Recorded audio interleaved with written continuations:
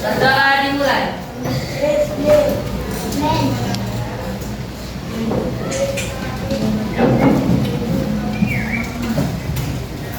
Berdoa selesai. Beri salam.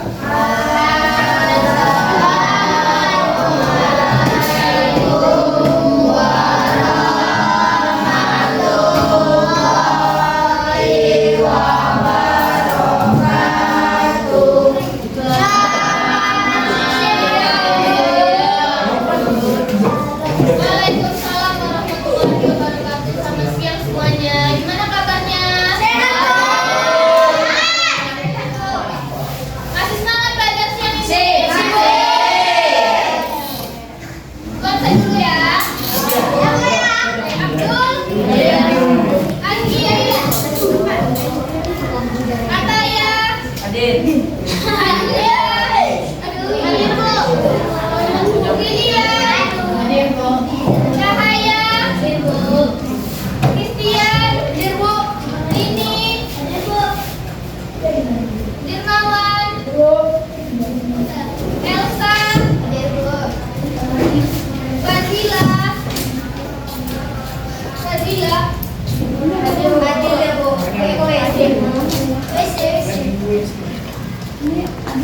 Gabriel. Siap, hadir Bu. Ilban. Hadir Bu. Asian. Rizkia.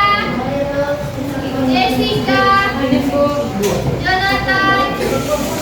Kevin. Kanaya. Sultadri. Lamina. Hadir Bu. Emrehan. Naomi. Naura. Noval. Yuk. Hadir Bu. Suraini. Ramana. Wintara. Rafa. Rafael. Raka. Reinfat. Rafa Febriade. Siva. Widya. Wilma. Joel. Zahera. Zahra. Oke semuanya ya. Oke, yang pada baca di papan tulis hari ini materi kita adalah cerita fiksi. Cerita fiksi sama dengan fantasi. Fantasi itu adalah itu imajinasi yang menciptakan kenyataan. Kalian bisa kok membangun dari sekarang imajinasi kalian mau jadi apa. Kalau dengan apa yang bekerja keras kalian bisa mewujudkan apa yang kalian fantasikan dalam otak. Bisa masa depannya. Oke, materi kita hari ini adalah unsur intrinsik cerita fiksi. Ada yang udah pernah dengar atau baca cerita fiksi? Pernah? Apa cerita fiksi yang kalian tahu? Apa? Cerita fiksi yang kalian tahu?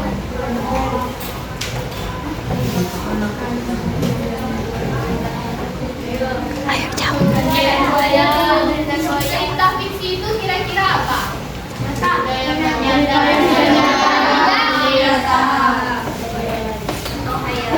Enggak terus.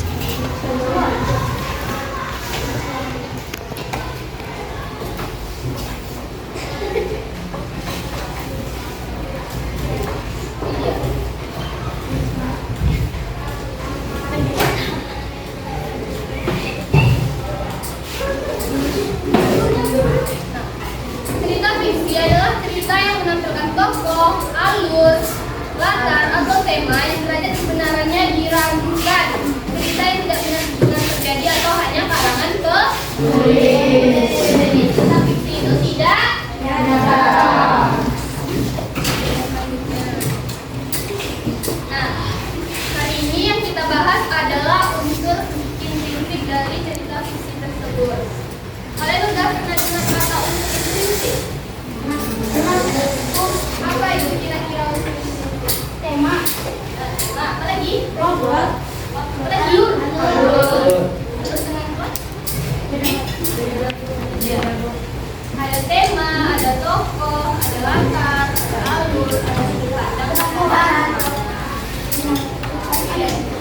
Pertama kita lihat dulu tokoh. Apa sih itu tokoh? Tokoh adalah karakter yang terdapat dalam sebuah cerita. Tokoh dan penokohan adalah watak dalam cerita tersebut. Coba beri ibu satu contoh cerita fiksi. Kancil dan buaya. Berarti tokohnya bagaimana watak tokoh kancil dalam cerita?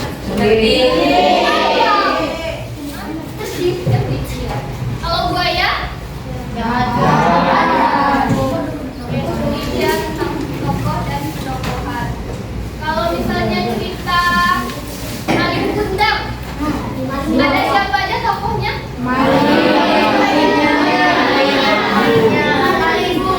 Bagaimana karakter watak tokoh Maling Kundang itu? Kalau ibunya? Oke, setelah tokoh, biar kita terlewat ini ada tema. Coba dibaca, ada yang bisa baca? Di sini baca Zahra. Tema adalah ide pokok dalam sebuah cerita. Sebuah cerita yang lain yang saja memiliki sebuah tema. Kalian akan menemukan tema sebuah cerita apabila kalian memahami isi cerita.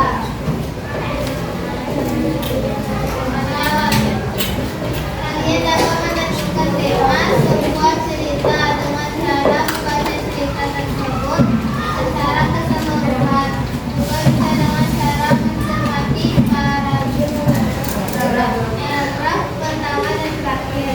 Nah, sebuah cerita tentu saja harus memiliki tema atau memiliki ide pokok. Tadi kita contohkan cerita Maling Kundang. Kira-kira tema cerita Maling Kundang itu apa? Anak yang durhaka. Kira-kira bisa memahami dan bisa mencari tema dari cerita. Cara mencari temanya adalah dengan membaca cerita tersebut, memahami isinya, maka kalian akan menemukan tema dari cerita. Lanjut, setelah tema tokoh adalah latar.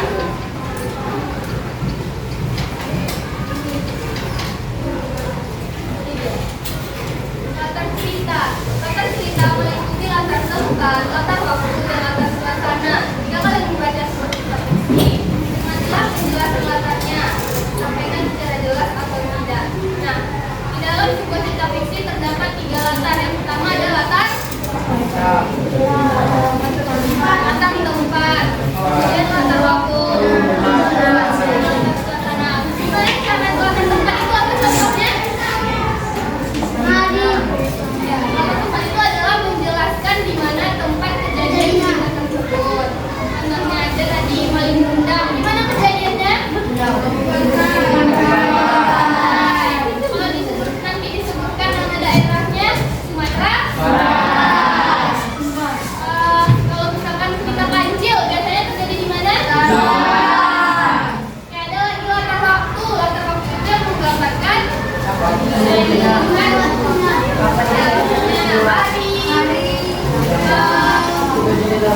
waktu atau jam, bulan, tahun, atau bisa juga digambarkan dengan siang hari, malam hari, atau nanti dalam cerita itu tidak digambarkan tapi misalkan terik sinar matahari membakar kulit. Nah, kalau naratifnya seperti itu,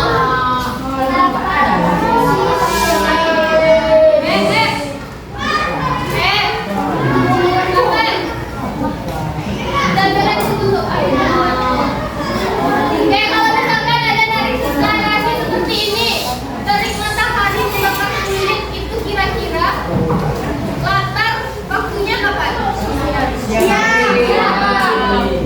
Kalau misalkan sinar bulan purnama itu menyinari seisi hidung itu latar suasananya kira-kira kapan?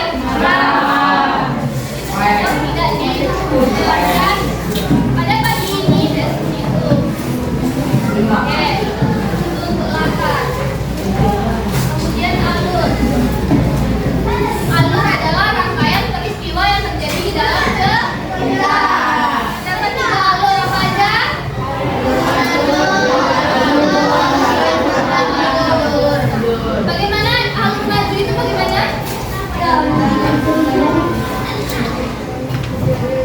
Ya, kejadiannya berulang kalau misalkan manusia diturunkan dari dia lahir, kemudian menjadi anak, kemudian dari mana, sampai dia tua dan sampai dia meninggal. Nah, itu namanya alur maju. Kalau mundur bisa aja kalau kita tarik pintanya dari dia juga, berarti sampai ke kalau maju mundur dari bayi. Kalian punya baca novel? Tidak kalian menemukan kata flashback dalam flashback? Biasanya dia menceritakan kejadian.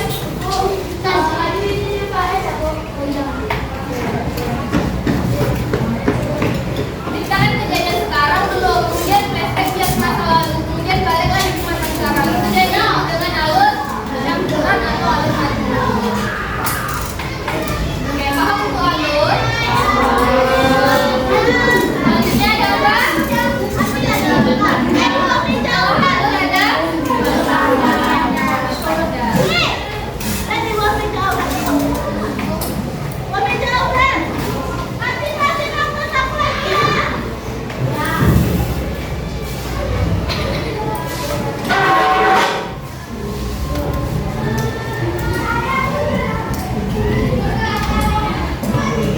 Oke, sudut pandang adalah posisi pengarang dalam membawakan sebuah cerita.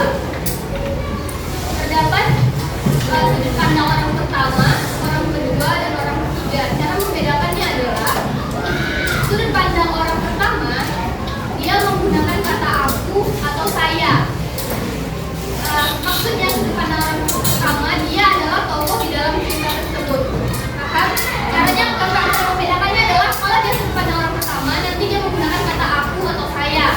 Kalau dia menggunakan sudut pandang orang kedua, dia menggunakan kata kamu atau kata anda. Misalnya, pagi ini kamu terlihat sangat lusuh, sangat tidak semangat. Nah, berarti itu sudut pandang orang kedua.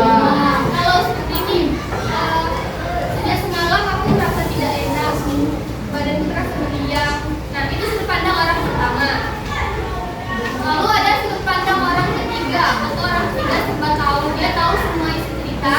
Biasanya dia menggambarkan ceritanya itu dengan menyebutkan nama tokoh atau menggunakan kata dia. Oke, paham? Paham?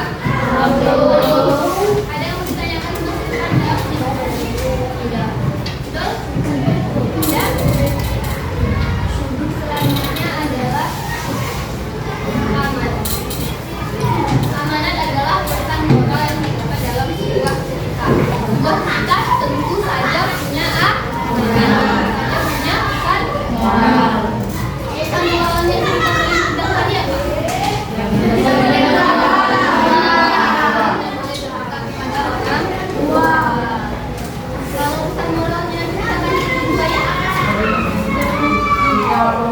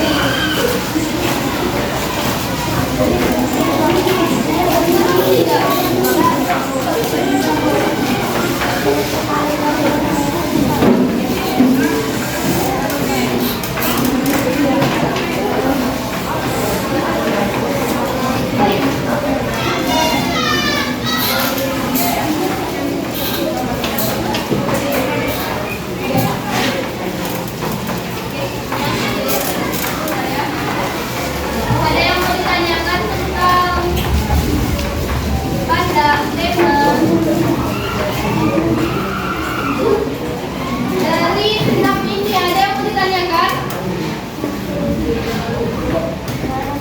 Terpaham mengenai tema, tokoh, latar, alur, sudut pandang anak-anak? Kalau kita latihan sudah bisa? Ya, yang sudut pandang. Sudut pandang. Oke, sudut pandang itu ada tiga. Ada sudut pandang orang pertama, sudut pandang orang kedua, dan sudut pandang orang ketiga. Sudut pandang orang pertama itu pengarangnya masuk di dalam cerita tersebut. Biasanya dia adalah tokoh aku di dalam cerita tersebut. Nanti ceritanya itu akan menggunakan kata aku atau kata saya. Oke, paham? Nah, sekarang sudut pandang orang kedua. Sudut pandang orang kedua itu dia akan menceritakan menggunakan kata kamu atau kata anda. Kamu hari ini terlihat bahagia sekali ya. Ada apakah gerangan? Nah, itu dia kalau sudut pandang orang kedua. Lalu ada sudut pandang orang ketiga atau orang ketiga serba tahu. Dia tahu semua isi kejadian dalam tersebut. Sudut pandang orang ketiga ini biasanya yang paling sering digunakan dalam cerita fiksi ataupun dalam cerita novel atau apapun itu. Nah, sudut pandang orang ketiga ini, cara kalian membedakannya 1, 2, dan 3 ini adalah sudut pandang orang ketiga, dia menggunakan kata dia atau menggunakan nama. Oke, kayak cerita Maling Bunda yang kalian baca, cerita Timun Mas yang kalian baca itu menggunakan sudut pandang orang ketiga. Oke, paham? Ada lagi? Kalau amanat itu apa tadi? Latar, ada berapa latar? 3.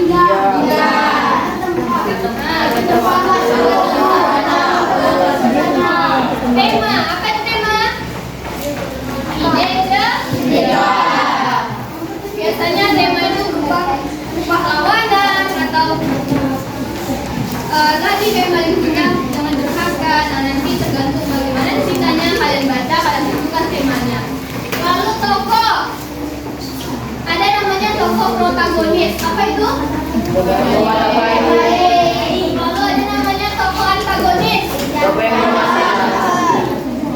apa lagi tadi? Alur. Ada berapa tadi alur? 3. Apa aja? Alur campuran. Oke, alur majoris dan alur campuran. Lalu sudut pandang tadi sudah. Oke, ada lagi yang mau ditanyakan? Oke, kalau tidak ada, kita sekarang melihat bekerja dalam kelompok. Kita tentu dulu kelompoknya atau menggunakan kelompok yang kemarin. Nanti mau ganti. Oke, kalau ganti setelah ini enggak. Jangan apa ya? Hitung. Oke, kita hitung. Mana dari sini ya? Dari belakang. Hitung 6. Oke, 6.